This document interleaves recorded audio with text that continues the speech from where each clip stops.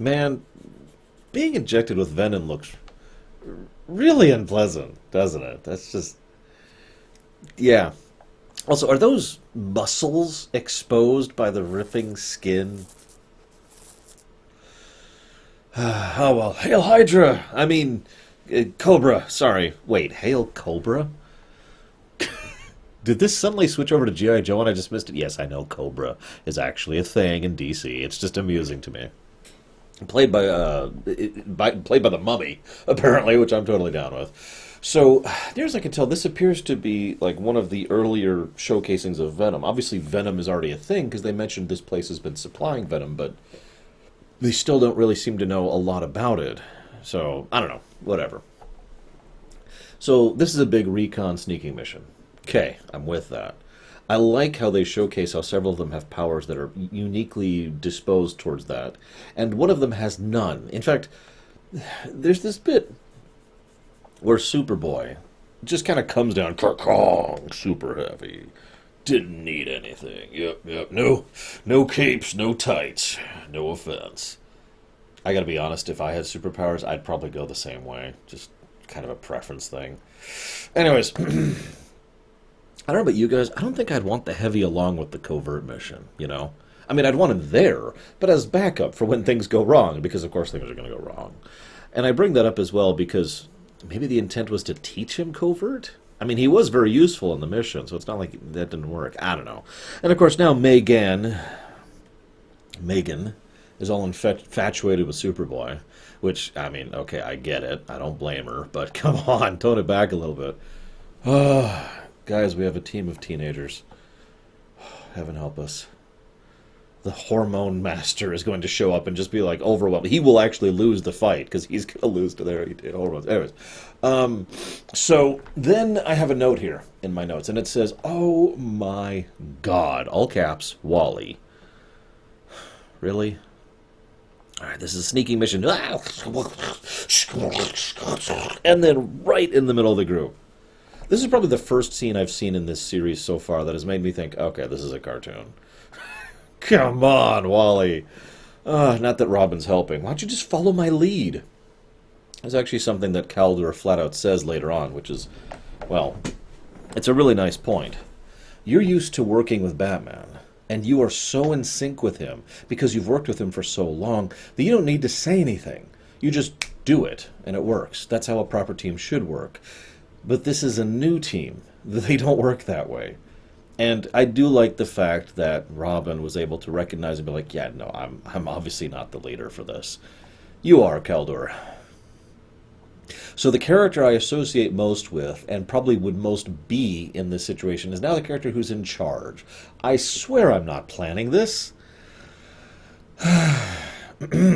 Earlier in the film episode, however, of course, Wally and Robin start loudly arguing about leader, who should be the leader, which of course amuses me since both of them are probably the least qualified to do so at this point in time. I do agree that if the team got going, Robin would probably be the best overall leader. He has a wonderfully tactical mind, and he is extremely adaptive extremely quickly. He also probably has the most overall knowledge and skill set of the group of them. So once he figures out how to work with them and go with them, yeah, sure. And you'll notice Calder even mentions, you know, at a certain point in the future, you will go ahead and be willing to accept that burden. You'll also notice Calder calls leadership a burden, because it is. Which brings us to a scene where Megan tries to mind read Bane, and Bane blocks her just by filling his mind with nonsense. I really like that. I mean, I'm sure a skilled mind reader could probably push past that, but obviously she's still new at it. And it reminds me of one of my favorite little tidbits from KOTOR 2. Just cool little things. I like that. Anyways, so I really like how much Bane is snarking at them for the lack of teamwork in most of this thing. I also like the idea that Robin literally just vanishes every now and again, just as a part of a natural course. And the reason I like that is because I like to picture that every now and again Bats is working on a team mission and, okay, we need to go do this, and we need to go to this. And they turn around and Bats just gone. And they're like, all right, Batman vanished. Come on, let's keep going. So then we kind of get the theme. And you'll notice we're still having arcs. Even though this is kind of a standalone episode, it's still advancing the overall plot, which I'm down with. Remember, string continuity. So, although this is more about long-term arc continuity, but I don't want to get into the nitty-gritty here. The idea of blockbuster Venom kind of sounds terrifying to me. I don't know about you. I just had a fruit fly land in my hand. Excuse me. Oh, there it is. We got it. We're cool. I hate fruit flies. They're coarse. They're irritating. I'm not going to continue that joke. Blockbuster Venom. That's just kind of a terrifying concept, isn't it? I mean, ugh. And of course, Blockbuster Venom guy ends up fighting both Superboy and Kaldur, aka the two heavies, so that makes a degree of sense. So the radio is jammed, so they do a telepathic link-up. Nice touch. It actually makes perfect sense. I like the idea of her being couched in how, or more accurately, when to use that power, because that makes perfect sense, right?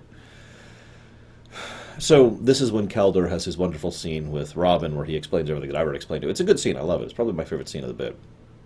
So then Bane has like, I'm going to trap you in this cave. It will get the Justice League here, and I will get my factory back. I like the idea that Bane still has his brain. Remember, Bane's greatest advantage is not actually the Venom. It's his mind. But here, they actually get him monologuing. And the best part is they deliberately get him monologuing. The story so far has an interesting approach.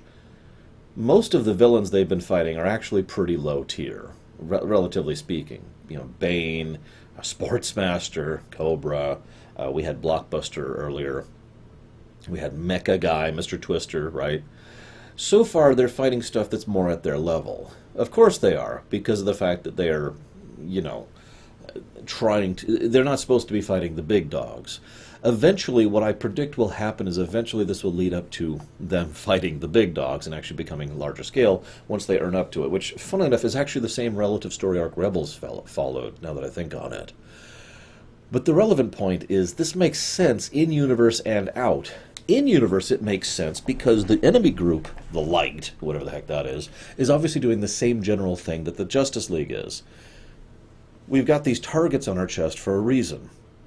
That's true for the villains as well as the heroes. All of the really big villains have nice, big, obvious targets painted all over their face. So they're manipulating the smaller scale villains to go do stuff over at the side to move their plans forward. And now I don't know who the 6 or 8 or whatever Lights are, but it's pretty obvious they're larger scale villains.